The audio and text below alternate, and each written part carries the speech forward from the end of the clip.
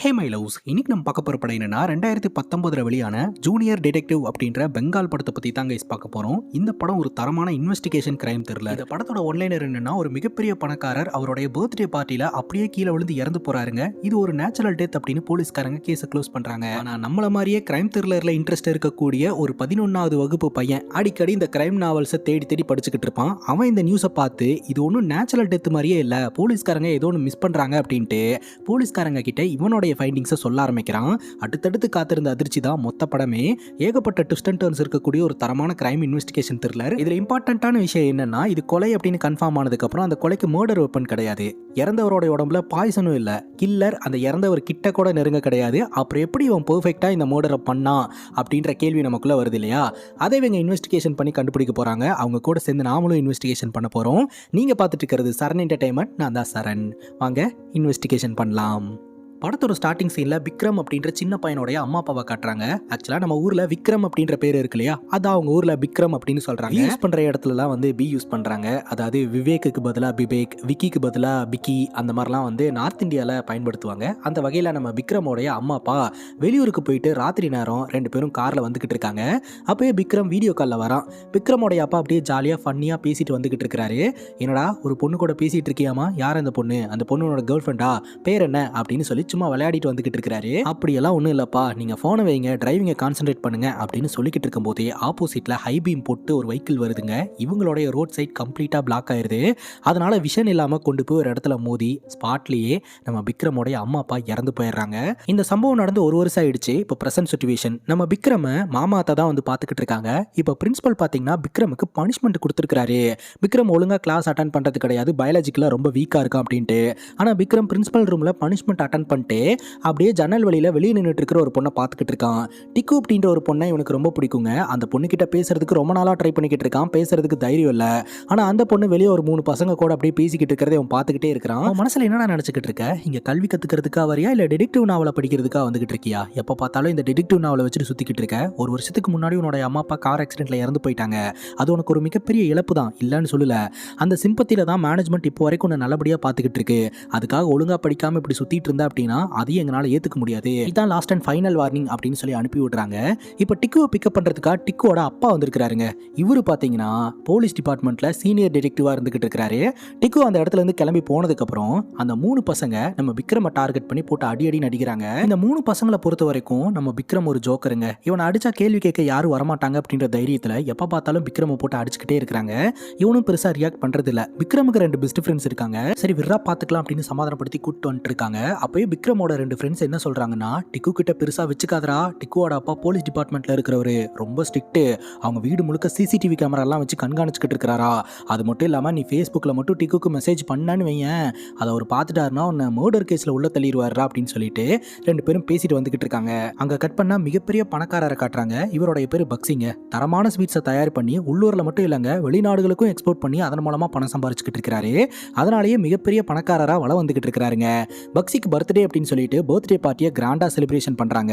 அப்படி அந்த செலிப்ரேஷன்ல ஈடுபட்டுக்கிட்டு இருக்கும்போதே பக்சி ஒரு வாய் ஸ்வீட் எடுத்து வாயில வைக்கிறாரு. அப்படியே கீழே விழுந்து இறந்து போறாருங்க. பார்ட்டிக்கு வந்த எல்லாருமே அப்படியே அதிர்ச்சியாகி பார்த்துக்கிட்டு இருக்காங்க. இந்த நியூஸ் பாத்தீங்கன்னா டிவில வந்துகிட்டு இருக்குது. இதை நம்ம விக்ரம் வீட்டில் உட்காந்து பார்த்துக்கிட்டு இருக்கிறான். மீடியா என்ன சொல்றாங்க அப்படின்னா, இவர் வயசான காலகட்டத்தில் கீழே விழுந்து இறந்து போயிருக்காரு, இது ஒரு நேச்சுரல் டெத்தா இருக்கிறதுக்கு வாய்ப்பு இருக்கு அப்படின்ட்டு. விக்ரம் இந்த பிசினஸ் மேன் இறந்து போன விஷயத்த நியூஸ்ல பார்த்தது மட்டும் இல்லாம இன்டர்நெட்லயும் கொஞ்சம் செக் பண்ணி பார்க்கலாம் அப்படின்னு கொஞ்ச நேரம் செக் பண்ணி பார்த்துக்கிட்டு இருக்கான். அதுக்கப்புறம் நம்ம டிக்குவோட அப்பாவை கட்டுறாங்க. டிக்குவோட அப்பா சீனியர் டிடெக்டிவா இருந்துகிட்டு இருக்காரு இல்லையா, இவரை நம்ம அங்கிள்னு வச்சுக்கலாம். அங்கிள் பாத்தீங்கன்னா டிக்குவை காலையிலே திட்டிக்கிட்டு இருக்காரு. நீ அந்த 3 பசங்க கூட சேர்றதுனால தான் நீ படிப்புல கோட்டை விட்டுக்கிட்டு இருக்க.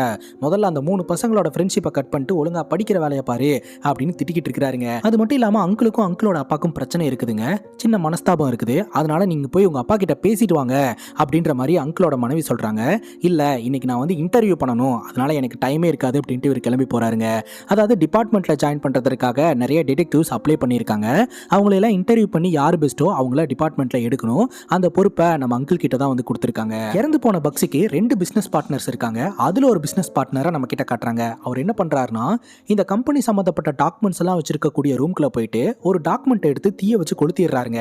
இதை பார்க்கும்போது நமக்கு என்ன தோணுது அப்படின்னா, இந்த பிசினஸ் பார்ட்னர் ஏதோ ஒரு கிங்கினி மங்கினி வேலை பார்த்திருக்காரு, பக்ஸி கிட்ட மாட்டி இருந்திருக்காரு. இப்ப பக்ஸி இறந்து போயிட்டாரு, உடனடியாக இந்த எவிடன்ஸை எரிச்சு இந்த கம்பெனியை தான் பக்கம் மாத்திக்கலாம் அப்படின்ற மாதிரி நினைக்கிறாரு அப்படின்னு நமக்கு தோணுதுங்க. இப்போ அங்கிள் டிடெக்டிவ்ஸை இன்டர்வியூ பண்றாருங்க. ஒரு கிரைம் சீன் போட்டோவை வச்சு ஒருத்தர் காலையில ஜாகிங் வந்திருக்காரு, அவர் சுட்டுக் கொல்லப்பட்டிருக்காரு, இது கொலையா தற்கொலையா அப்படின்னு கேட்கும்போது இன்டர்வியூ அட்டென்ட் பண்ண வந்தவங்க எல்லாம் ஒன் வேர்ட் ஆன்சர் பண்றாங்க, இல்லாட்டி கெஸ் பண்ணி சொல்றாங்க. ஒரு சாதாரண மனுஷன் அந்த கிரைம் சீன் போட்டோவை பார்த்து எப்படி பேசுவானோ அந்த மாதிரி தான் டிடெக்டிவ்ஸ் பேசிட்டு இருக்காங்க. ஆனா டிடெக்டிவோட மைண்ட் எப்போதுமே ஷார்ப்பா இருக்கணும், அதை அப்சர்வ் பண்ணி ப்ராப்பரா எக்ஸ்பிளனேஷன் கொடுக்கணும். யாருமே சரியா எக்ஸ்பிளனேஷன் கொடுக்க மாட்டேன்றாங்க. அதனால நம்ம அங்கிள் எல்லாருமே ரிஜெக்ட் பண்றாருங்க. அங்க கட் பண்ணா நம்ம விக்ரம் மற்றும் விக்ரமோட ஃப்ரெண்ட்ஸ் அப்படியே ரோட்ல நடந்து வந்துகிட்டு இருக்கும்போது பக்கத்துல இருக்கக்கூடிய கஃபேல தான் டிக்கு ஃப்ரெண்ட்ஸோட உட்காந்துக்கிட்டு இருக்கா. டிக்குவோட ஃப்ரெண்ட்ஸ் பாத்தீங்கன்னா நம்ம விக்ரம பார்த்த உடனே தோ வந்துட்டானுங்க ஜோக்கர் பாய்ஸ் அப்படின்னு சொல்லிட்டு வேணுன்னே கூப்பிட்டு வச்சு கலாய்க்கிறது, அசிங்கப்படுத்துறது அப்படின்னு வம்பு பண்ணிக்கிட்டு இருக்கானுங்க. என்னடா கலாய்ச்சன் போய் கம்ப்ளைண்ட் பண்ண போறீங்களா, சொசைட்டில நாங்க எவ்வளவு பெரிய ஆளுங்க தெரியுமா அப்படின்னு சொல்ல விக்ரம் உன் கையில இருக்கிறது சாதாரண போன் அப்படின்னு சொல்ல, சாதாரண போனா இது 1.5 லட்ச ரூபாய் போன் அப்படிங்கும் போது கிடையாது, சாதாரண ஒரு ஆண்ட்ராய்ட் போனு, அதுல நீ ஐபோன் இன்டர்ஃபேஸ் போட்டு அது ஐபோன் அப்படின்ற மாதிரி காமிச்சுக்கிட்டு இருக்க, நீ போட்டிருக்கிற சட்டை பேண்ட் ஷூ இது எல்லாமே ஒரு பிராண்டோடைய ஃபர்ஸ்ட் காப்பி, உன் கையில் இருக்கக்கூடிய வாட்ச் கூட ஃபேக் தான், ஏன்னா ஒரிஜினல்ல சில மாற்றம்லாம் இருக்கும் அப்படின்னு பார்த்த உடனே கரெக்டாக சொல்கிறான்.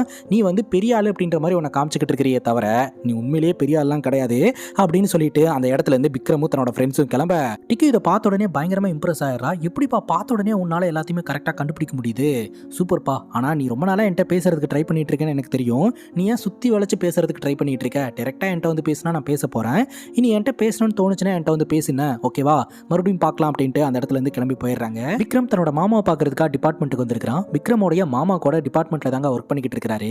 ஸோ இப்போ விக்ரமோடைய மாமா என்ன சொல்றாரு அப்படின்னா, நீ பயாலஜியில் ரொம்ப வீக்காக இருக்கடா, ஒழுங்கா படிடா, உன்னோட அத்தை வேற திட்டிக்கிட்டே இருக்கிறாங்க அப்படின்னு அட்வைஸை போட்டுக்கிட்டு இருக்க. கரெக்டாக நம்ம அங்கிள் உள்ள வராரு. அப்போ விக்ரமோடைய மாமா இன்ட்ரோ பண்ணி வைக்க அப்போ விக்ரம் பட்டுன்னு கேட்குறான், நீங்க தானே இறந்து போன மிகப்பெரிய பணக்காரரான பக்ஷியோட வழக்கை ஹேண்டில் பண்ணிட்டு இருக்கீங்க அப்படின்னு சொல்ல, ஆமாப்பா அப்படின்னு சொல்ல பேசிக்கிட்டு இருக்கும் போதே டிவியில் பார்த்தீங்கன்னா இந்த இறந்து போன பக்ஷியோட மூத்த மருமக இன்டர்வியூ கொடுத்துட்டு இருக்காங்க. எங்க மாமனார் இறந்து போனதை நினைச்சு நாங்க ரொம்ப கவலைப்படுறோம், வீட்டில் இருக்கக்கூடிய எல்லோருமே வேதனையில் இருந்துட்டு இருக்கோம், அதுல இருந்து மீண்டு வரவே இல்லை அப்படின்னு சொல்றாங்க. இதை பார்த்த உடனே நம்ம விக்ரம் சொல்றான், அந்த லேடி போய் சொல்றாங்க, அவங்களுடைய வாய் மட்டும்தான் உணர்வுபூர்வமா பேசுதே தவிர அவங்களுடைய பாடி லாங்குவேஜே காட்டி கொடுக்குது, அவங்க போய் சொல்றாங்க அப்படின்னு சொல்ல, இவன் என்ன பாடி லாங்குவேஜை பத்தி எல்லாம் பேசுறான் இன்ட்ரெஸ்டிங் அப்படின்னு இவனை கூட்டிட்டு போய் அங்கிள் உட்கார வச்சு இந்த வழக்கை பத்தி நீ என்ன நினைக்கிற அப்படின்னு கேட்க, அஃப்கோர்ஸ் இது ஒரு ப்ரீ பிளானட் மர்டர் சார் அப்படின்னு சொல்ல, எப்படி சொல்ற அப்படின்னு கேட்க, இவர் கீழே விழும்போது டிவியில் காமிச்சாங்க, அவர் கீழே விழுறதுக்கு முன்னாடி ஸ்வீட் சாப்பிட்டாரு, மேபி அந்த ஸ்வீட்டில் விஷம் இருக்கலாம், விஷம் வச்சு தான் அவரை கொண்டிருக்காங்க, இதை பண்ணது கண்டிப்பாக பிஸ்னஸ் பார்ட்னர்ஸாக இருக்கலாம், அப்படி இல்லைன்னா அவரோட இடத்த பிடிக்கணும்னு நினைக்கிற யாரோ ஒருத்தங்க தான் இதை பண்ணியிருக்காங்க அப்படின்ற விஷயத்த விக்ரம் சொல்றாரு. விக்ரமோட மாமா சொல்றாரு, இவன் சின்ன பையன் சார், இவன் வந்து கண்ட கண்ட கிரைம் த்ரில்லர்ஸ் எல்லாம் படிச்சுட்டு வந்து இங்கே வாந்தி எடுத்துக்கிட்டு இருக்கான், இதெல்லாம் பெருசாக எடுத்துக்காதீங்க அப்படின்னு சொல்ல, இல்லை இவன் சொல்றதுல பாயிண்ட் இருக்கு அப்படின்ட்டு பேசிக்கிட்டு இருக்கும் போதே பார்த்தீங்கன்னா டேபிளில் இந்த டிடெக்டிவ் இன்டர்வியூக்காக ஒரு கிரைம் சீன் போட்டோ வச்சிருந்தாரு. அதை எடுத்து பார்த்து இவன் பாட்டுக்கு கரெக்டாக அந்த கிரைம் சீனை சால்வ் பண்றாங்க. இறந்தவர் ஒரு பணக்காரரு, காலையில் ஜாகிங் போயிருக்கிறாரு, அவருக்கு எந்த ஒரு ஸ்ட்ரகிளிங்குமே நடக்கல, இதை வச்சு பார்க்கும்போது அது கொலையெல்லாம் கிடையாது, இது தற்கொலை தான், அவர்கிட்ட பர்சனல் கன்னும் இருந்திருக்குது, அந்த கன்னை வச்சு தான் அவரே ஷூட் பண்ணி இறந்து போயிருக்கிறாரு, அது மட்டும் இல்லாமல் நீண்ட நாட்களாகவே அவர் டிப்ரெஷனில் இருந்திருக்கிறாரு அப்படின்றது தெரிய வருதுங்க. இது எப்படி நான் கண்டுபிடிச்சேன்னா, அந்த ஃபோட்டோவில் நீங்கள் 4 மணிக்கு ஜாகிங் போகும்போது தான் அவர் கொல்லப்பட்டிருக்கிறாருன்னு மென்ஷன் பண்ணியிருக்கிறீங்க. அதிகாலை 4 மணிக்கெல்லாம் யாரும் ஜாகிங் போக மாட்டாங்க, இவர் 4 மணிக்கு போயிருக்கிறாரு அப்படின்னா இவருக்கு சரியா தூக்கம் இல்லை, அதனால தான் ஜாகிங் போயிருக்கிறாரு அப்படின்னு தெரிய வருது. எதனால தூக்கம் இல்லைன்னா டிப்ரெஷன் தான், அந்த டிப்ரெஷன் காரணமாக தன்னைத்தானே ஷூட் பண்ணி இறந்து போயிருக்கிறாரு. ஸோ இன்னும் டீட்டெயிலாக தெரிஞ்சுக்கணும் அப்படின்னா அந்த கன்னில் இருக்கக்கூடிய ஃபிங்கர் பிரிண்ட்டை எக்ஸ்ட்ராக்ட் பண்ணோம்னா கில்லர் யார் அப்படின்னு தெளிவாக தெரியும். கண்டிப்பாக இந்த இடத்துல ஒருத்தன் வந்து கொலை பண்ண கிடையாது, அப்படி கொலை பண்ணியிருந்தாங்கன்னா அந்த இடத்துல ஸ்ட்ரகிளிங்லாம் நடந்திருக்கும் அப்படின்றத டீட்டெயில்டாக விக்ரம் எக்ஸ்பிளைன் பண்ணுறான். இப்படி தான் ஒரு டிடெக்டிவ் எக்ஸ்பிளைன் பண்ணணும் அப்படின்னு நம்ம அங்கிள் நினச்சாரு, அந்த மாதிரி யாருமே எக்ஸ்பிளைன் பண்ணல. இந்த சுச்சுவேஷனில் அங்கிளுக்கு ஒரு மர்ம நபர் கால் பண்ணி மிரட்ட ஆரம்பிக்கிறான், இந்த மாதிரி இந்த கேஸ்ல இருந்து பின்வாங்கிக்கோங்க, இதை வந்து டீட்டெயில்டாக இன்வெஸ்டிகேஷன் பண்ணாதீங்க, அது உங்களுக்கு நல்லதில்லை, என்னை வந்து உங்களால் ட்ராக்கும் பண்ண முடியாது, நான் சிம் கார்டை உடைக்க போகிறேன் அப்படின்னு சொல்லி வரைக்கும் இந்த ஊருடைய மிகப்பெரிய பணக்காரரான பக்ஷி இறந்து போனது ஒரு நேச்சுரல் டெத் அப்படின்னு தான் நினச்சிட்டு இருந்தாங்க. விக்ரம் தான் வந்து இது ஒரு ப்ரீ பிளானட் மர்டர் அப்படின்னு சொன்னான், அதை உறுதிப்படுத்துகிற மாதிரி ஒரு மர்ம நபர் நம்ம அங்கிளுக்கு ஃபோனை போட்டு மிரட்டி இருக்கிறான். ஸோ இது ஒரு கிரைம், உண்மையிலேயே நடந்த ஒரு கொலை அப்படின்னு சொல்லிட்டு டீட்டெயில்டாக இன்வெஸ்டிகேஷன் பண்ணுறதுக்காக கிரைம் சீனுக்கு போகிறாங்க. கிரைம் சீனில் பெருசாக எந்த ஒரு எவிடன்ஸுமே கிடைக்கலங்க. அதே சமயம் போஸ்ட்மார்ட்டம் ரிப்போர்ட் வந்திருக்கு, அதை போய் பார்க்கலாம், நீயும் என் கூட வரியா அப்படின்ற மாதிரி நம்ம அங்கிள் வந்து கூப்பிடுறாரு. விக்ரமோடைய மாமா சொல்றாரு, இவன் படிப்பில் ரொம்ப வீக்காக இருக்கிறாங்க, பயாலஜியில் ரொம்ப வீக்காக இருக்கிறான், இவனை எப்படி இதுக்கெல்லாம் கூப்பிட்டு போகிறது அப்படின்னு கேட்க, நான் ரெஸ்பான்சிபிலிட்டி எடுத்துக்கிறேன் அப்படின்ற மாதிரி சொல்லிட்டு அங்கிள் பார்த்தீங்கன்னா விக்ரமை இந்த கொலை வழக்கில் இன்வெஸ்டிகேஷன் பண்ணுறதுக்காக சேர்த்துக்கிறாரு. எனக்கு வந்து பர்சனலாக வந்து பேட்சு இல்லை சைரன் வச்ச வண்டி கன்னெல்லாம் கூட கொடுப்பீங்களா அப்படின்னு கேட்க, அதெல்லாம் ஒன்றும் கிடையாதுப்பா, உன்னை கூட வச்சிருக்கிறோம், ஏன்னா நல்ல மூலக்காரனாக இருக்கிற அப்படின்னு சொல்லிட்டு கூடையே கூப்பிட்டு போகிறாரு. இப்போ டாக்டர் பார்த்தீங்கன்னா போஸ்ட்மார்ட்டம் ரிப்போர்ட் முடிச்சுட்டு என்ன சொல்கிறாருன்னா, இவரோட உடம்புல எந்த ஒரு பாய்சனுமே இல்லை, இது ஒரு நேச்சுரல் டெத்து அப்படின்ற மாதிரி சொல்லிடுறாங்க. விக்ரமுக்கும் அங்கிளுக்கும் தூக்கி வாரி போட்டு இப்போ அங்கிள் என்ன நினைக்கிறாரு அப்படின்னா, விக்ரம் சொன்னா இந்த மாதிரி ஸ்வீட்ல பாய்சன் வச்சு தான் கொண்டிருக்காங்க அப்படின்ட்டு. இப்போ விக்ரமோடைய கெஸ்ஸிங் தப்பா இருந்தது அப்படின்னா ஒரு கொலைகாரன் எதுக்காக ஃபோனை போட்டு இந்த கேஸ்ல இருந்து விலகிக்கோங்கன்னு மிரட்டணும். அப்ப கண்டிப்பா ஒருத்தன் கொலை பண்ணியிருக்கான். ஆனா இந்த கொலை எப்படி நடந்திருக்குன்னே தெரியல, இது ஒரு பர்ஃபெக்ட் கிரைமா இருக்குது அப்படின்ற மாதிரி நம்ம அங்கிள் யோசனை பண்றாரு. விக்ரம் கடைசி வரைக்கும் விட்டு கொடுக்க மாட்டேன்றான். எந்த ஒரு மர்டருமே பர்ஃபெக்ட் மர்டரா இருக்காது. கில்லர் இம்பர்ஃபெக்டான ஏதாவது ஒரு விஷயத்த விட்டுட்டு போயிருப்பான். அதை கண்டுபிடிக்கிறது தான் ஒரு டிடெக்டிவோட ஜாப். கண்டிப்பா கில்லர் ஏதாவது ஒரு விஷயத்தை விட்டுட்டு போயிருப்பான் அப்படின்ற மாதிரி விக்ரம் சொல்லிக்கிட்டு இருக்கான். எண்ட் ஆஃப் த டே பக்சி கொல்லப்பட்டிருக்கிறாரு அப்படின்னு தெரிய வருது. இது கொலை தான் அப்படின்னு ப்ரூவ் பண்றதுக்கு எந்த ஒரு ஆதாரமே இல்லைங்க. ஏன்னா அவரோட உடம்புல பாய்சன் இல்ல, கில்லர் டைரக்டா அட்டாக் பண்ண கிடையாது. ஆனா இது கொலை தான். இப்போ நம்ம பக்சியோட வீட்டுக்கு நம்ம அங்கிளும் விக்ரமும் போறாங்க. அவங்க வீட்டில் இருக்கிறவங்களை எல்லாம் அப்படியே அப்சர்வ் பண்ண ஆரம்பிக்கிறாங்க. இறந்து போன பக்சிக்கு 2 பசங்க இருக்காங்க. ஸோ 2 பேர்த்துக்குமே கல்யாணம் ஆயிடுச்சு. முதல் பையனுக்கு பார்த்தீங்கன்னா ஒரு சின்ன பையன் இருக்கிறான். 2வது பையனுக்கு இப்போதான் கல்யாணம் ஆயிருக்கும் போல. ஆக்சுவலாக முதல் பையனுடைய மனைவியை நம்ம டிவியில் பார்த்தோம். அவங்களுடைய நடவடிக்கைகளில் பொய் இருக்கு அப்படின்றத விக்ரம் கண்டுபிடிச்சிருந்தாரு. இப்போ முதல் பையன் பார்த்தீங்கன்னா வீட்டுக்கு வந்த கெஸ்ட் எல்லாத்தையுமே ஹேண்டில் பண்ணிட்டு இருக்கிறான். பிஸியாகவே இருந்துகிட்டு இருக்கிறான். 2வது பையன் பார்த்தீங்கன்னா ஃபோட்டோ கிட்ட நின்று ஒரு மாதிரி ஃபீல் பண்ணிக்கிட்டு இருக்கான். அவன் தான் பார்த்தீங்கன்னா அங்கிளையும் விக்ரமையும் ரிசீவ் பண்ணி அவங்க மனைவி கிட்டலாம் இன்ட்ரோ பண்ணி வச்சுக்கிட்டு இருக்கான். 2வது பையனுடைய மனைவி பேரு ராதிகா. அவங்க இன்ஜெக்ஷன்லாம் வச்சிருக்காங்க. அது என்ன இன்ஜெக்ஷன் அப்படின்னு கேட்கும்போது டயபெட்டிக் இன்ஜெக்ஷன், எனக்கு டயபெட்டிக் இருக்கு அப்படின்ற மாதிரி சொல்றாங்க. அதுல ஏதோ ஒரு பொய் இருக்கு அப்படின்றத விக்ரம் கண்டுபிடிச்சிடறான். அதே சமயம் யாருக்கும் தெரியாம கேட்டு கிட்ட போயிட்டு யார்கிட்டயோ ஏதோ ஒன்று வாங்குறதையும் விக்ரம் கவனிக்கிறான். இப்போ பிசினஸ் பார்ட்னர்ஸ்னு 2 பேர் இருந்தாங்க இல்லையா, அதுல ஒருத்தர் மட்டும் வீட்டுக்கு வந்திருக்காருங்க. இன்னொருத்தர் எங்க அப்படின்னு கேட்க மீட்டிங் போயிருக்கிறதா சொல்றாங்க. இல்ல ஒரு ஆள் இறந்து போயிருக்கிறாரு, அவரை விடவே உங்களுக்கு மீட்டிங் தான் முக்கியமா அப்படின்ற மாதிரி கேள்வி கேட்டுட்டு இருக்காங்க. பட் அவரும் சமாளிச்சுட்டு போறாருங்க. அப்புறம் நம்ம விக்ரம் இந்த 2வது பையன் கிட்ட கேள்வி கேட்கிறாரு. அப்பாவுடைய உடம்புல காயம் இருக்கிறத பார்த்தோம், அடிக்கடி கீழே விழுவாரா அப்படின்னு கேட்க, ஆமாங்க அவருக்கு எபிலெப்சி அப்படின்ற ஒரு மெடிக்கல் கண்டிஷன் இருக்குது. ஷாக்கான ஒரு விஷயத்தை உணர்ந்தாரு அப்படின்னா பட்டினி கீழே விழுந்துருவாரு. மெடிசன்ஸ் எல்லாம் சாப்பிட்டுட்டு இருக்காரு. அந்த மெடிசன்ஸ் எல்லாம் சாப்பிடும்போது அந்த ப்ராப்ளம் கண்ட்ரோல்ல இருக்கும் அப்படின்னு சொல்ல, அப்பதான் தெரிய வருது இறந்து போன பக்சிக்கு ஒரு மெடிக்கல் கண்டிஷன் இருக்கு அப்படின்ட்டு. அவருக்கு ட்ரீட்மெண்ட் பார்த்த டாக்டரை வரவழைச்சு அவர்கிட்ட இன்வெஸ்டிகேஷனா பண்ண ஆரம்பிக்கிறாங்க. அவரும் பார்த்தீங்கன்னா நான் மெடிசன்ஸ் எல்லாம் பிரிஸ்கிரைப் பண்ணியிருக்கேங்க, அந்த மெடிசன்ஸ் எல்லாம் அவர் கரெக்டாக எடுத்துட்டு தான் இருந்தாரு, அப்படி இருந்தும் எப்படி கீழே விழுந்தாருன்னு எனக்கு புரியல அப்படின்ற மாதிரி அந்த டாக்டர் சொல்றாரு.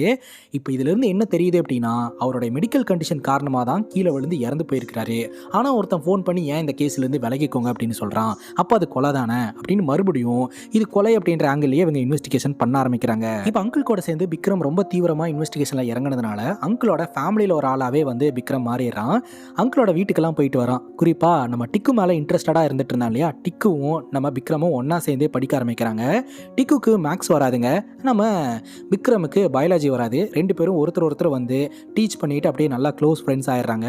அண்ட் ஃபேமிலியில் எல்லோரும் ஒன்றா உட்காந்து சாப்பிட்றாங்க, பழகுறாங்க அப்படின்னு சொல்லிட்டு எல்லாம் ஒன்றுக்குள்ள ஒன்றா ஆயிடுறாங்க கைஸ். இந்த ஒரு சுச்சுவேஷனில் தான் பார்த்தீங்கன்னா விக்ரம் இந்த பிஸ்னஸ் மேனோடைய டாக்குமெண்ட்ஸ் இருக்கக்கூடிய ரூமில் போனோம்னா நமக்கு ஏதாவது ஒரு எவிடன்ஸ் கிடைக்கிறதுக்கான வாய்ப்பு இருக்குது அப்படின்ட்டு தன்னோட ஃப்ரெண்ட்ஸை கூப்பிட்டுட்டு அந்த டாக்குமெண்ட் ரூம்குள்ளே இவன் யாருக்கும் தெரியாமல் நுழைய பக்சியோட டீட்டெயில்ஸ் ஏதாவது நமக்கு கிடைக்கும் அப்படின்னு சொல்லிட்டு தான் இந்த 3 பசங்களும் உள்ள நுழைஞ்சிருக்கானுங்க.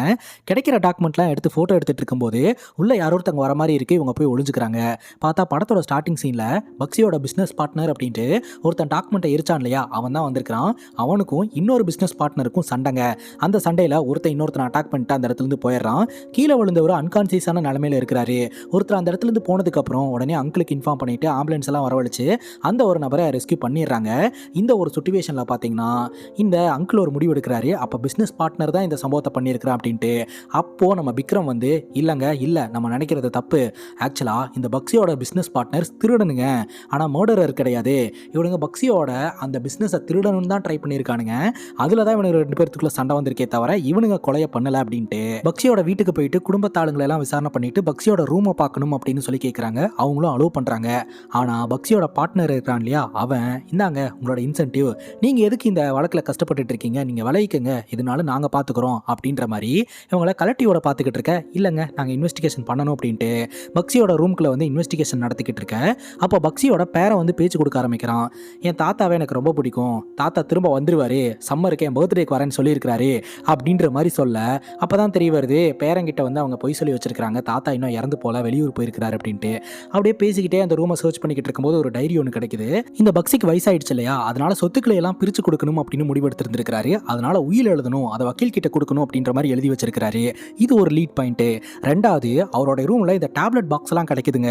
அதை வச்சு பார்க்கும்போது ரீசெண்ட் டேஸ்ல அவருக்கு இருக்கக்கூடிய மெடிக்கல் கண்டிஷனுக்கு ஒரு டேப்லெட்டே சாப்பிடல, அதனாலதான் அந்த பார்ட்டியில கீழே விழுந்திருக்கிறாரு அப்படின்னு இதுல இருந்து தெளிவா தெரியுது. நல்லா வாழ்ந்துட்டு இருந்த மனுஷன் தான் பக்ஷி, பேர மேல அளவு கடந்து அன்பு வச்சிருக்காரு. இவருக்கு சாகணும்ன்ற எண்ணமே கிடையாது.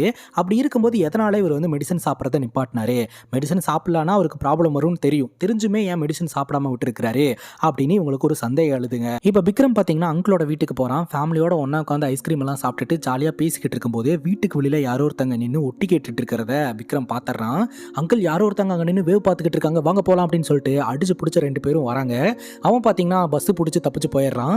அந்த பஸ்ஸோட நம்பரை பாத்தீங்கன்னா நம்ம விக்ரம் நோட் பண்ணிட்டான். உடனே கார் எடுத்துட்டு அந்த பஸ்ஸை ஃபாலோ பண்ணிட்டே போய் அந்த பஸ்ல இருக்கக்கூடிய அந்த மர்ம நபரை பிடிச்சி அடிச்சு விசாரணை பண்ணும்போது தாங்க தெரிய வருது, அந்த மர்ம நபர் வேற யாரும் கிடையாது, நம்ம பக்ஷியோட வீட்டில் வேலை பார்த்துட்டு இருந்தவன் தான். அவனை வந்து ரீசெண்ட் டேஸ்ல வேலையை விட்டு அமிச்சிட்டாங்க. இப்படி இந்த ராத்திரியில வந்து வேவ் பார்த்துட்டு போறானா, இவன் தான் கில்லரா இருப்பான், இவன் தான் ஃபோன் பண்ணி மிரட்டி இருப்பான். ஸோ அதனால தான் இவன் வந்து மாட்டிப்பானோ அப்படின்ற பயத்தில் வேவ் பார்த்துக்கிட்டு இருக்கிறான் அப்படின்ற ஆங்கிள்லேயே வந்து மிரட்டுறாங்க.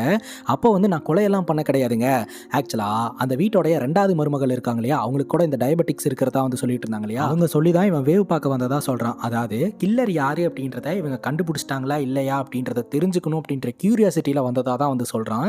இவனுக்கும் அந்த கொலை சம்பவத்துக்கும் எந்த ஒரு சம்பந்தமும் இல்லை அப்படின்ற மாதிரி தெரிய வருதுங்க. எண்ட் ஆஃப் த டே விக்ரம் ஒழுங்கா படிக்க மாட்டேன்றான், பயாலஜில ரொம்ப வீக்கா இருக்கிறான் அப்படின்னு சொல்லிட்டு வீட்டில் ஒரே பிரச்சனைங்க. அது போக எப்போ பார்த்தாலும் இந்த கிரைம் நாவல்ஸை எடுத்து வச்சுட்டு அதுலேயே ஃபோக்கஸ்டாக இருந்துட்டு இருக்கிறான் அப்படின்ட்டு. இப்போ நம்ம அங்கிள் வந்து சமாதானப்படுத்திக்கிட்டு இருக்கிறாரு. அப்போ விக்ரம் அழுதுட்டே ஒரு விஷயத்த சொல்கிறான், என்னுடைய அம்மா அப்பா இறந்து போனதுக்கு காரணம் நான் தான். அன்னைக்கு அப்பா ஒழுங்காக ட்ரைவ் பண்ணிட்டு வந்திருந்தாருன்னா எந்த பிரச்சனையுமே இருந்திருக்காது. நான் தான் தேவையில்லாமல் வீடியோ காலில் வந்து அவங்க கூட பேசிகிட்டே வந்தேன், அதனால தான் ஆக்சிடென்ட் ஆச்சு. அந்த கில்ட் என்னை இன்னும் விட மாட்டேது அப்படின்ற மாதிரி சொல்ல, அப்படியெல்லாம் ஒன்றும் கிடையாது, ஃப்ரீயாக விட்றா, சரிவா நம்ம இன்வெஸ்டிகேஷன் பண்ணுறதுக்காக போகலாம் அப்படின்னு சொல்லிட்டு நம்ம விக்ரமை சமாதானப்படுத்தி கூப்பிட்டு போகிறாருங்க. இப்போது இந்த உயிரை எழுதணும் அப்படின்ற மாதிரி பக்ஸி சாவறதுக்கு முன்னாடி பிளான் பண்ணியிருந்தார் இல்லையா, அவருடைய பர்சனல் லாயரை கூப்பிட்டு உங்களுக்கு ஏதாவது உயில் வந்துதா அப்படின்னு கேட்க, அந்த மாதிரிலாம் எதுவுமே வரலங்க அப்படின்ற மாதிரி சொல்லிடுறாரு. சரி ஓகே, நம்ம பக்ஸியோட லேப்டாப் எடுத்து மெயிலில் லாகின் பண்ணி பார்த்து இந்த வக்கீலுக்கு அனுப்பாமல் டிராஃப்ட்ஸில் வச்சிருக்கிறதுக்கான வாய்ப்பு இருக்கு இல்லையா, அந்த உயிலை மட்டும் நம்ம கம்ப்ளீட்டாக படித்தோம்னா நமக்கு பல உண்மைகள் வெளியே வரும் அப்படின்னு சொல்லிட்டு இமெயிலில் லாகின் பண்ணால் பாஸ்வேர்டு தெரியலங்க. அடுத்து என்ன பண்ணுறதுன்னு தெரியல, தெரிஞ்ச பாஸ்வேர்ட்ஸ் எல்லாம் போடுறாங்க, சப்போர்ட்ஸை கேட்குறாங்க, பட் பெருசாக அந்த இமெயில் ஐடியை லாகினே பண்ண முடியல. அதனால் நம்ம விக்ரம் ரொம்ப நேரம் யோசிக்கிறான் என்ன மாதிரியான பாஸ்வேர்டை இவர் போட்டிருப்பாரு அப்படின்ட்டு. அப்போ தான் இவரோட மைண்டுக்கு ஒன்று வந்து போகுது. இந்த பாக்ஸிக்கு பார்த்தீங்கன்னா அவரோட பேர பையனா ரொம்ப பிடிக்கும்.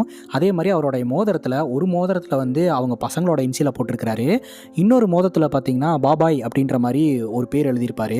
ஸோ பாபாய் அப்படின்றது வந்து பேரப்பையனுடைய பேர் தான். அதனால் பாபாய் அப்படின்னு போட்டு அந்த பேரப்பையனுடைய டேட் ஆஃப் பர்த்தை போட்டு லாகின் பண்ணால் லாகின் ஆயிருதுங்க. ஆனால் இவங்க கெஸ் பண்ண மாதிரி மெயிலில் உயில் இல்லைங்க.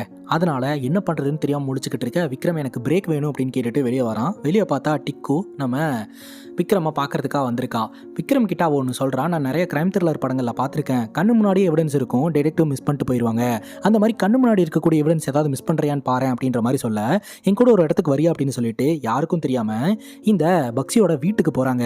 பக்ஸியோட ரூம்குள்ளேயும் நுழையிறாங்க. இங்கே தான் இங்கேயோ உயில் இருக்குது, நீ தேடு அப்படின்ற மாதிரி தேடும்போது அங்கே இருக்கக்கூடிய ஃபோட்டோவை நகர்த்தி பார்த்தா பின்னாடி ஒரு லாக்கர் இருக்குதுங்க. அந்த லாக்கரோடைய பாஸ்வேர்டு வந்து நம்ம விக்ரமுக்கு தெரியும், பேரப்பையனுடைய டேட் ஆஃப் பர்த் தான். அதை போட்ட உடனே இந்த லாக்கர் அன்லாக் ஆயிருதுங்க. உள்ள பார்த்தா உயில் இருக்குது. அந்த உயிலை எடுத்து விக்ரம் படிச்சு பார்த்தா ஒரு மிகப்பெரிய அதிர்ச்சிங்க.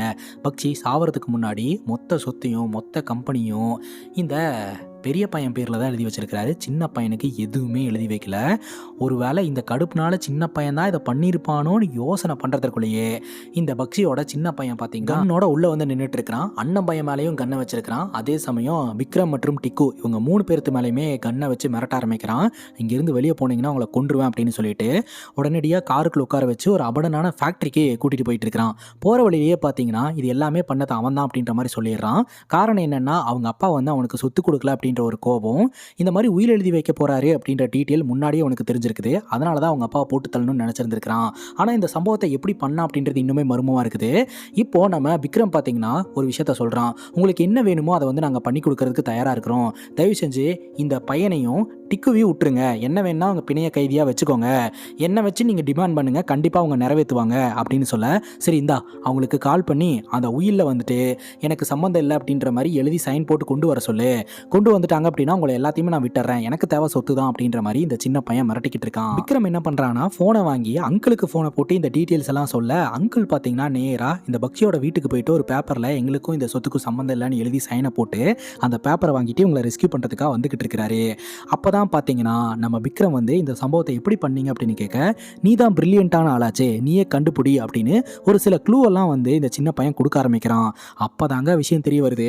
ஆக்சுவலாக பக்ஷிக்கு வந்து எபிலெப்சி அப்படின்ற ஒரு மெடிக்கல் கண்டிஷன் இருந்தது இல்லையா, சரியான டேப்லெட் சாப்பிடல அப்படின்னா ஷாக் ஆகி கீழே விழுந்துருவார்.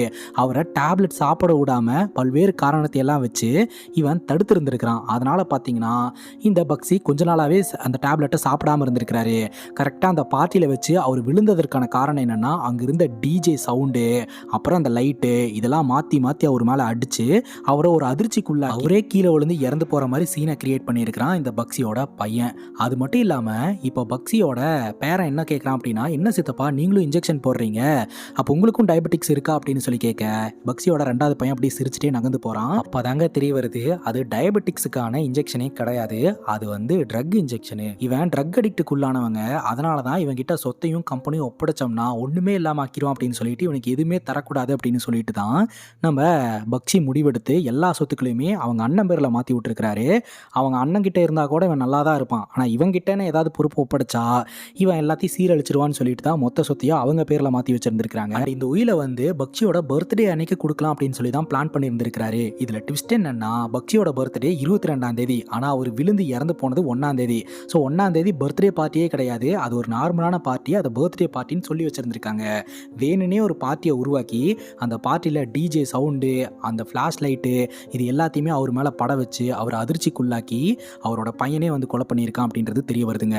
அது மட்டும் இல்லாமல் நம்ம ஒரு வாட்டி வீட்டுக்கு போனப்போ அவங்க வீட்டில் இன்ஜெக்ஷனை பார்த்தோம் இல்லையா, அந்த இன்ஜெக்ஷன் கூட வந்து இந்த பையனோடைய மனைவிக்கு டயபெட்டிக்ஸ் இருக்குது அப்படின்னு சொல்லியிருந்தாங்க இல்லையா, ஆக்சுவலாக அது இந்த பையன் யூஸ் பண்ண அந்த ட்ரக்கோட இன்ஜெக்ஷன் தான். புருஷ மாட்டிப்பானோ அப்படின்ற பயத்தில் தான் அவங்களுக்கு டயபெட்டிக்ஸ் இருந்ததா அதுக்கு பயன்படுத்தக்கூடிய இன்ஜெக்ஷன் அப்படின்னு பொய் சொல்லியிருந்திருக்கிறாங்க. உண்மையை சொல்லணும்னா இந்த பக்ஷியோட ரெண்டாவது மருமக கூட இந்த பையன் கூட சந்தோஷமாக வாழலைங்க, ஏதோ கட்டிட்டு வந்துட்டோமே அப்படின்னு சொல்லிட்டு தான் வாழ்ந்துட்டு இருக்காங்க. அதனால தான் பார்த்தீங்கன்னா கில்லர் யார் அப்படின்னு சீக்கிரம் கண்டுபிடிக்கணும்னு இந்த வேலைக்காரனை விட்டு வேவு பார்த்துருந்துருக்காங்க. இந்த பக்ஷியோட ரெண்டாவது பையன் பார்த்தீங்கன்னா கம்ப்ளீட்டாக ஃபெயிலியரான ஒரு ஆளுங்க, இவனை எல்லாம் நம்பி எதையுமே ஒப்படைக்க முடியாது. அண்ட் பக்ஷியோட பார்ட்னர்ஸ் 2 பேர் இருக்காங்க இல்லையா, அவங்களும் வந்து துரோகிகளாக தான் இருந்திருக்கிறாங்க, திருட்டு பசங்களாக இருந்திருக்காங்க. நம்ம பக்ஷிக்கு நம்பிக்கை இருந்தது ஒரே ஒரு ஆள் மட்டும்தான், பெரிய பையன் அப்புறம் பேரன். அதனால தான் பேரன் பேர்லையும் பெரிய பையன் பேர்லையும் மொத்த சொத்தையும் மாற்றி வச்சுருந்துருக்கிறாரு. அதை பர்த்டே அன்னைக்கு கொடுக்கலான்னு முடிவு எடுத்துருந்துருக்காரு. அதுக்குள்ளே பக்ஷியோட ரெண்டாவது பையன் போட்டு தள்ளிட்டான். இப்போ கரெக்டாக நம்ம அங்கிள் அந்த இடத்துக்கு வந்துட்டாரு, கன் பாயிண்ட்ல வச்சு மிரட்டுறாரு. அப்போ இந்த பக்ஷியோட ரெண்டாவது பையன் சொல்கிறான், சரி இதெல்லாம் நான் தான் பண்ணேன் அப்படின்றதுக்கான ஆதாரம் என்ன இருக்குது, உங்களால் என்னை எதுவுமே பண்ண முடியாது அப்படின்ற மாதிரி சொல்கிறான். அப்போ நம்ம விக்ரம் பார்த்தீங்கன்னா அவரோட பேக்கெட்டை செக் பண்ணுங்க அப்படின்னு சொல்ல, உடனே இந்த ரெண்டாவது பையனோட பேக்கெட்டில் இருந்து மொபைல் எடுக்கிறாங்க. இப்போ வரைக்கும் எல்லாமே ரெக்கார்ட் ஆகிட்டு இருந்திருக்குதுங்க. ஸோ அந்த ரெக்கார்டை கட் பண்ணிட்டு ப்ளே பண்ணி பார்த்தா இவன் பேசினது எல்லாமே ரெக்கார்ட் ஆகிருக்குது. இது எப்போ நடந்தது அப்படின்னு பார்த்தீங்கன்னா, இவன்கிட்ட ஃபோனை கொடுத்து நீ வந்து அவங்க கிட்ட இந்த மாதிரி பேசி வரவை அப்படின்ற மாதிரி இந்த ரெண்டாவது பையன் சொன்னான் இல்லையா, ஃபோன் பண்ணுறதுக்கு முன்னாடியே பார்த்தீங்கன்னா ரெக்கார்டரை ஆன் பண்ணி விட்டுட்டு தான் இவன் ஃபோனே பண்ணியிருப்பான். அதனால் இவங்களோட கான்வர்சேஷன் எல்லாமே ரெக்கார்டாக இருந்திருக்கும். ஸோ அந்த ரெக்கார்டோட எவிடன்ஸை வந்து ஒரு எவிடன்ஸாக பயன்படுத்திக்கலாம் அப்படின்ட்டு இந்த பக்ஷியோட கொலை வழக்கில் அவங்க பையனை தான் குற்றவாளி அப்படின்ட்டு அவங்க பையனை வந்து அரெஸ்ட் பண்ணுறாங்க. இத்தோட இந்த படம் முடியுதுங்க. இந்த படத்தை பற்றி நீங்கள் என்ன நினைக்கிறீங்க அப்படின்ற உங்களுடைய கருத்தை கமெண்ட் செக்ஷனில் பதிவு பண்ணுங்கள். அண்ட் இதே மாதிரி வேறு ஏதாவது படத்தை பற்றி பேசணும் அப்படின்னாலும் படத்தோட பேரை கமெண்ட் செக்ஷனில் சொல்லுங்கள். இதே மாதிரி வேறு ஒரு நல்ல வீடியோவில் வந்து சந்திக்கிறேன். Love you guys, take care and cheers.